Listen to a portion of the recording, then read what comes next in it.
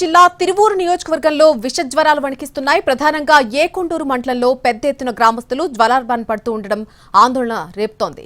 ఇప్పటికే మండలానికి చెందినటువంటి 3 మృత్యువాత పడడంతో ప్రభుత్వం స్పందించింది. పారిశుద్ధ్య లోపం, మంచినీటి కలుషితం వల్ల జ్వరాలు వ్యాపిస్తున్నట్టుగా భావిస్తున్న అధికారులు వాటిని గుర్తించే పనిలో నిమగ్నమయ్యారు. ఇక స్థానికంగా వైద్య శిబిరాలను కూడా ఏర్పాటు చేసి గ్రామస్తులకు వైద్య పరీక్ష నిర్వహిస్తున్నారు అధికారులు. ఇప్పటి వరకు 100 మందికి పైగా ప్రభుత్వ వైద్య శిబిరాల్లో పరీక్షలు చేయించుకోగా ఇంకా పెద్ద సంఖ్యలో ప్రైవేట్ ఆసుపత్రుల్లో చేరుతున్నారు.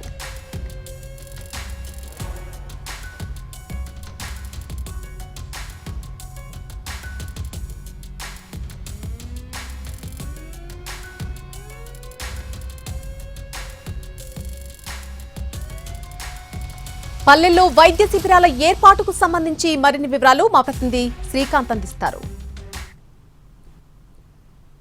ఎన్టీఆర్ జిల్లా తిరువూరు నియోజకవర్గంలో విష జ్వరాలు అయితే ప్రస్తుతం ఆ స్థానిక గ్రామాలన్నింటినీ కూడా వణికిస్తున్న పరిస్థితి కూడా ఉంది. ప్రస్తుతం మనం ఏకొండూరు మండలంలో కూడా ఉన్నాం. ప్రభుత్వం ఇక్కడ పెద్ద ఎత్తున జ్వరాల బారిన ప్రజలు పడుతున్న నేపథ్యంలో ఉచిత వైద్య శిబిరాన్ని కూడా ఏర్పాటు చేశారు. ఇప్పటికే 3 కూడా ఏకొండూరు మండలంలో ఈ విష జ్వరాలతో చనిపోయిన నేపథ్యంలో ప్రభుత్వం ఇప్పటి వరకు కూడా ఒక 100 మంది వరకు కూడా ఈ జ్వరాలతో బాధపడుతున్నట్టుగా గుర్తించింది. వీళ్ళకి ప్రస్తుతం వైద్య సహాయం అందించడానికి ఒక శిబిరాన్ని ఏకొండూరులో ఏర్పాటు చేసింది. మరొక శిబిరాన్ని కూడా నియోజకవర్గంలోని ఇంకో మండలంలో ఏర్పాటు చేయడానికి ఏర్పాట్లు కూడా చేస్తున్న పరిస్థితి మనకి కనపడుతుంది. దీంతో పాటుగా ప్రభుత్వ వైద్య శిబిరాలతో పాటుగా ప్రైవేటు ఆసుపత్రుల్లో కూడా పెద్ద ఎత్తున జ్వరాలతో స్థానిక గ్రామస్తులందరూ కూడా చేరుతున్న నేపథ్యంలో అటు కలుషిత నీరు ఈ జ్వరాలకు కారణమా లేకపోతే పారిశుద్ధ్య లోపం కారణమా అనే అంశాల మీద అయితే ప్రస్తుతం అటు వైద్య శాఖ అధికారులు కూడా విచారణ చేస్తున్నారు. మనం విజువల్స్లో కూడా చూడవచ్చు. స్థానికంగా ఉన్నటువంటి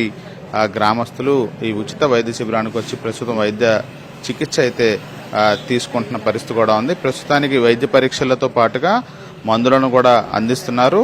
తగ్గని నేపథ్యంలో వాళ్ళని విజయవాడ ఆసుపత్రికి కూడా రెఫర్ చేస్తూ కూడా పంపిస్తున్న నేపథ్యంలో మరిన్ని వైద్య శిబిరాలు కూడా ఏర్పాటు చేసే అవకాశాలని ఒకసారి ప్రభుత్వ డాక్టర్ కూడా ఉన్నారు. అసలు ఎలా ఉంది అనేది పరిస్థితి అడిగితే అంటే ఎట్లా ఉంది మేడం? ఈ ఎక్కువ మంది ఏ కారణాలతో వస్తున్నారు జ్వరాలకు సంబంధించి? మామూలు సీజనల్ వైరల్ ఫీవర్తో వస్తున్నారండి. 100 మంది సిబ్బందితో ఫీల్డ్లో మేము సర్వే చేస్తున్నాము. పొద్దున్నే 9 o'clock నుంచి మెడికల్ క్యాంపు 24 hours రన్ చేస్తున్నాము. షిఫ్ట్ వారీగా మెడికల్ ఆఫీసర్స్ మారుతున్నారు. డిఎంహెచ్ఓ మేడం కూడా 24 hours ఇక్కడే ఉండి మానిటర్ చేస్తున్నారండి. కొంతమంది డయేరియాతో బాధపడుతున్న కేసులు కూడా జగ్గయ్యపేట అటువైపు చూసాం. ఇక్కడ ఏ కారణాలతో ఈ జ్వరాలు వస్తున్నాయి అనేది చెప్పుకోవచ్చు అంటే మీరు గుర్తించారు? ఇక్కడ సీజనల్లే అండి, నార్మల్ వైరల్ ఫీవర్స్ లాగే ఉన్నాయి కానీ ఏమి డయేరియా కేసెస్ అట్లాంటివి అయితే ఏమి.